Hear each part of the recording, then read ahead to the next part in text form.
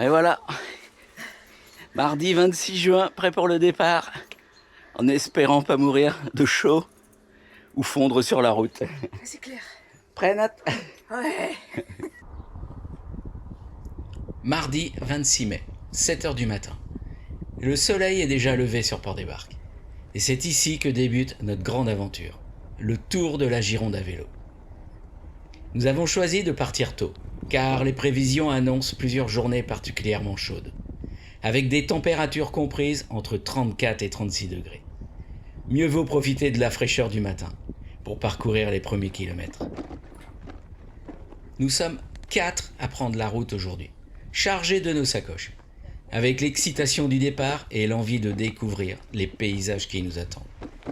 Dès les premiers coups de pédale, nous traversons les marais charentais pour rejoindre Brouage.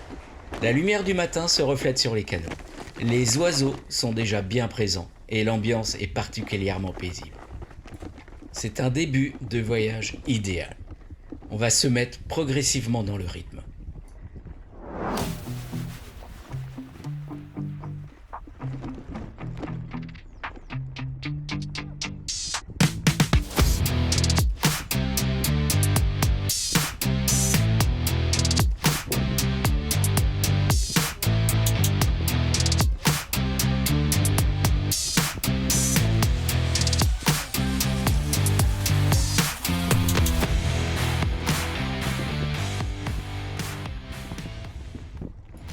Après quelques kilomètres, nous arrivons à Brouage. Cette ancienne cité fortifiée surgit au milieu des marais et nous plonge immédiatement dans l'histoire. Les remparts, les vieilles pierres et les ruelles pavées donnent beaucoup de charme à l'endroit.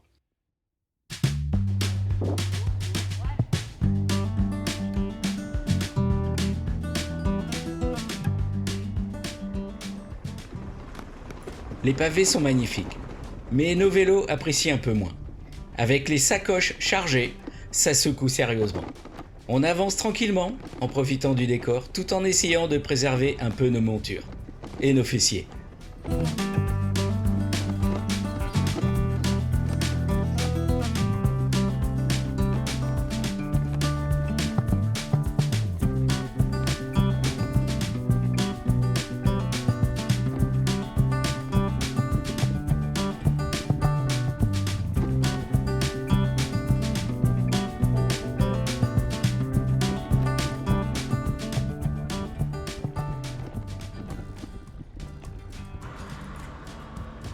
Après Brouage, direction Marennes. En chemin, nous passons devant le château de la Gataudière, une élégante demeure du XVIIIe siècle, entourée d'un vaste parc. Une belle découverte qui ponctue agréablement cette première étape. Puis arrive l'un des moments forts de la journée, la traversée du pont de la Seudre. Depuis le pont, le panorama est magnifique. L'estuaire s'étend devant nous, et au loin, nous apercevons l'île d'Oléron. Après cette belle vue, nous rejoignons Ronces-les-Bains. L'ambiance change complètement. Nous quittons les marais pour entrer dans la forêt de la Coubre. Nous empruntons alors des pistes cyclables qui serpentent sous les pins. Avec la chaleur qui commence à monter, l'ombre de la forêt est particulièrement appréciable. Les longues lignes droites permettent de rouler tranquillement et de profiter pleinement de cet environnement naturel exceptionnel.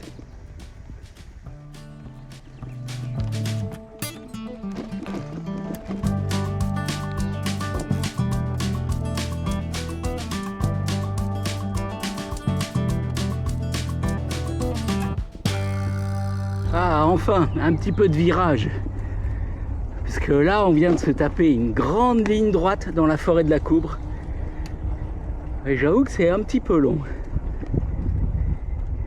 Il est 10h30. Il fait déjà 30 degrés. Je pense qu'on va arriver à la Palmyre avant midi pour notre fin d'étape.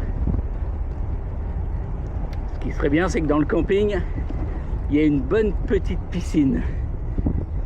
Et on passera l'après-midi tranquillou.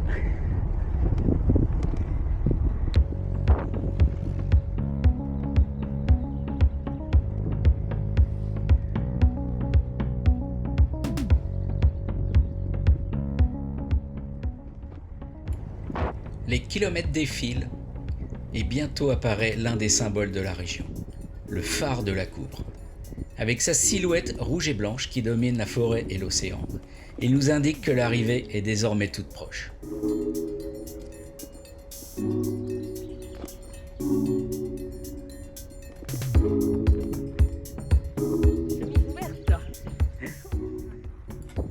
Nous longeons ensuite la baie de Bonance, un magnifique espace naturel situé entre l'océan, les dunes et la forêt.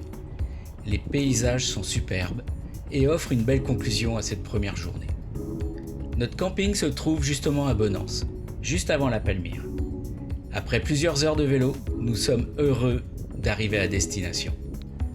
Cette première étape se termine donc ici. Au total, nous avons parcouru 52 km en 3 heures et 20 minutes de roulage. Une distance parfaite pour une mise en jambe. Le Tour de la Gironde est désormais bien lancé. L'équipe est en forme, les vélos ont parfaitement tenu le coup. Et cette première journée nous a déjà offert de magnifiques souvenirs entre marais, patrimoine, estuaires, forêts et océans. Rendez-vous dans la prochaine vidéo pour la suite de l'aventure.